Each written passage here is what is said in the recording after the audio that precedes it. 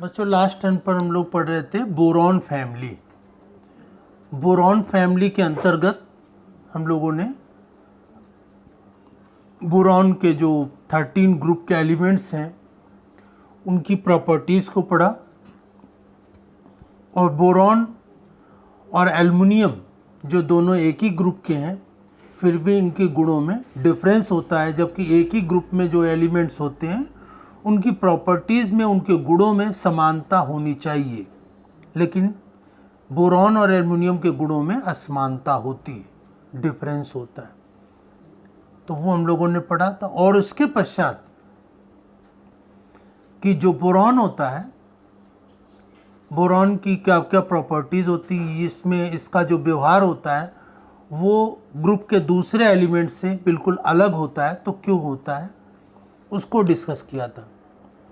इसी के पश्चात जो अब इस ग्रुप में हमको क्या पढ़ना है इस चैप्टर में, कि बोरॉन और एल्युमिनियम की प्रॉपर्टी पढ़नी, और उसमें बोरॉन और एल्युमिनियम के जो कंपाउंड्स होते हैं उन कंपाउंड्स को डिस्कस करना है। तो इसमें जो बोरॉन और एल्युमिनियम के कंपाउंड्स होते हैं उनको डिस्कस करते हैं। यहाँ हेडिंग है compounds of boron. Compounds of boron मतलब कि बोरॉन के यौगिक। बोरॉन किसका नाम है? तत्व का, एलिमेंट का। एलिमेंट या तत्व का नाम बोरॉन है। बोरॉन हिंदी में लिखो चाहे इंग्लिश में, बोरॉन ही लिखा जाएगा, ठीक है ना। तो बोरॉन जो एलिमेंट होता है एक एलिमेंट तत्व है और इसका नाम बोरॉन ही है। अब इसका जो यौगिक होता है, इसके कई यौगिक होते हैं, ठीक है ना। एक एक यौगिक को हम लोग डिस्कस करेंगे वन बाय वन। तो आज हम लोग बोरॉन के यौगिक को, बोरॉन के कंपाउंड को, एक बोरॉन के कंपाउंड को डिस्कस करते हैं। कौन सा है? आर्थोबोरिक एसिड या आर्थोबोरिक अम्ल, ठीक है ना। नाम हिंदी में लिखो चाहे इंग्लिश, का नाम यही रहेगा, आर्थोबोरिक अम्ल या आर्थोबोरिक एसिड, ठीक है ना। या इसको सिंपल बोरिक एसिड भी कहते हैं, बोरिक अम्ल। इसका फार्मूला क्या होता है? BOH का होल थ्राइस या H3BO3, H3BO3 या BOH का होल थ्राइस, आर्थोबोरिक एसिड, ठीक है ना। तो ये आर्थोबोरिक एसिड कैसे कैसे बनाया जाता है, किस तरह से बनाते हैं, तो हम लोगों ने कल पढ़ा था कि जो बोरॉन होता है वो प्रकृति में, नेचर में दो रूपों में होता है, पाया जाता है। कौन कौन सा? बोरेक्स और कैल्मेनाइट। बोरेक्स और कैल्मेनाइट। तो इन दोनों यौगिकों से ही, दोनों कंपाउंड से ही हम लोग बोरॉन प्राप्त कर सकते हैं। देखिए ये जो नाम है बोरेक्स, को हिंदी में भी बोरेक्स लिखा जाएगा क्योंकि ये नाम है बोरेक्स, और कैल्मेनाइट इंग्लिश में इसका, ये हिंदी में नाम अलग अलग नहीं है। बोरेक्स को बोरेक्स ही बोलते हैं, ठीक है ना, और कैल्मेनाइट को कैल्मेनाइट बोलते हैं। हिंदी में भी लिखेंगे तो इसी तरह लिखेंगे। तो बोरेक्स को सल्फ्यूरिक एसिड या सल्फ्यूरिक अम्ल और जल से अभिकृत कराते हैं, रिएक्शन कराते हैं, तो क्या बनता है? BOH का होता है आर्थोबोरिक एसिड और सोडियम सल्फेट Na2SO4। तो ये आर्थोबोरिक अम्ल प्राप्त होता है या एसिड, और सोडियम सल्फेट प्राप्त होता है। इसी के बाद कैल्मेनाइट को जल में घोल करके, जल लिया गया, जल में घोल करके, और सल्फर डाइऑक्साइड गैस इसमें तेजी से प्रवाहित करते हैं, sulphur dioxide gas.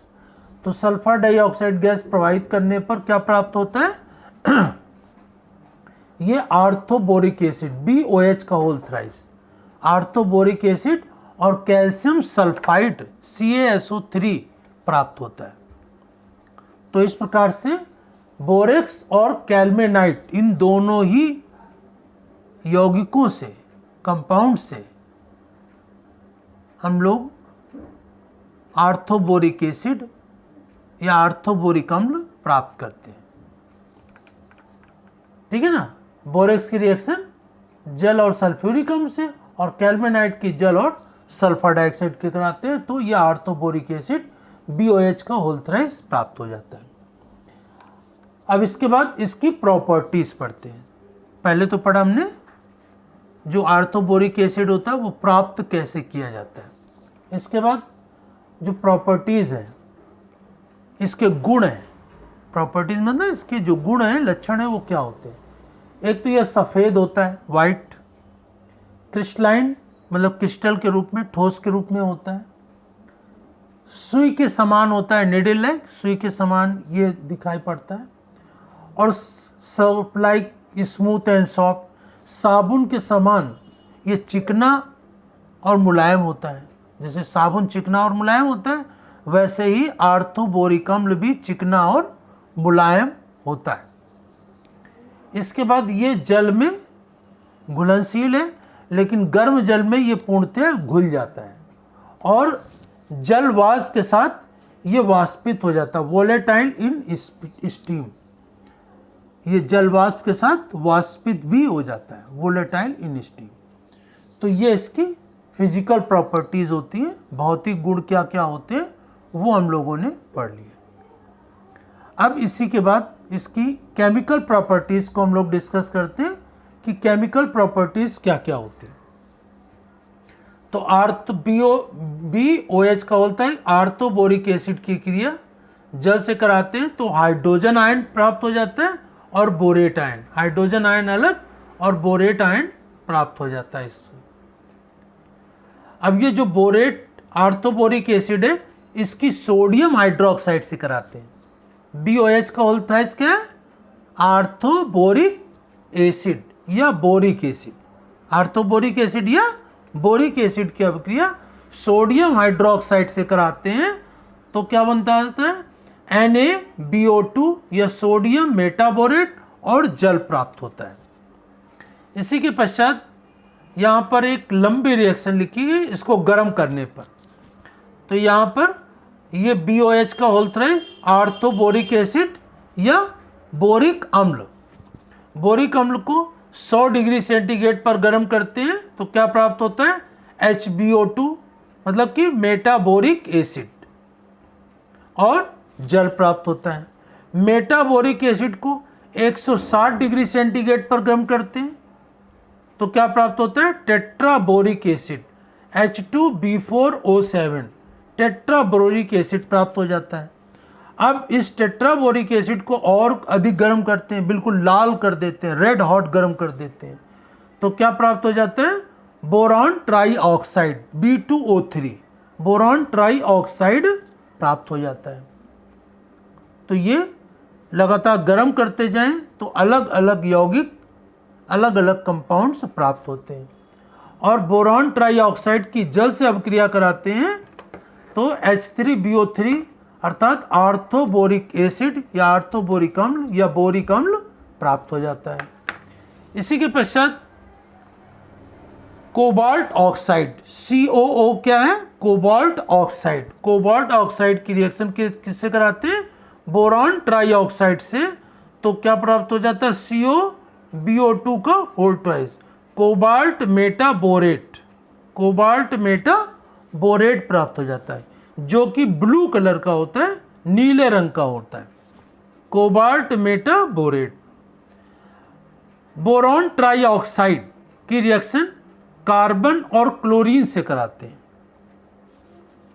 Boron try oxide की कार्बन और क्लोरीन से रिएक्शन 500 डिग्री सेंटीग्रेड पर कराते हैं तो क्या हो जाता है, बोरॉन ट्राई क्लोराइड और कार्बन मोनोऑक्साइड प्राप्त होती है। तो इस प्रकार से ये यौगिक प्राप्त होते हैं। इसी के पश्चात बोरॉन ट्राई ऑक्साइड की रिएक्शन अमोनिया से कराते हैं, अमोनिया के साथ इसको गर्म करते हैं, बोरॉन ट्राई ऑक्साइड को अमोनिया के साथ गर्म करते हैं तो बोरॉन BN, बोरॉन नाइट्राइड प्राप्त होता है। ठीक है ना, BN क्या है, बोरॉन नाइट्राइड प्राप्त होता है और जल प्राप्त होता है। इसके पश्चात BOH का होल थ्राइस आर्थोबोरिक एसिड या बोरिक एसिड की रिएक्शन किससे कराते हैं, एथिल अल्कोहल से। किसकी प्रेजेंस में, सांद्र H2SO4 कंसंट्रेट H2SO4 की प्रेजेंस में एथिल अल्कोहल को आर्थोबोरिक एसिड के साथ रिएक्ट कराते हैं तो क्या प्राप्त होता है, BOC2H5 का होल थ्राइस, एथिल बोरेट प्राप्त होता है, एथिल बोरेट BOC2H5 का होल थ्राइस, एथिल बोरेट प्राप्त होता है और जल प्राप्त होता है।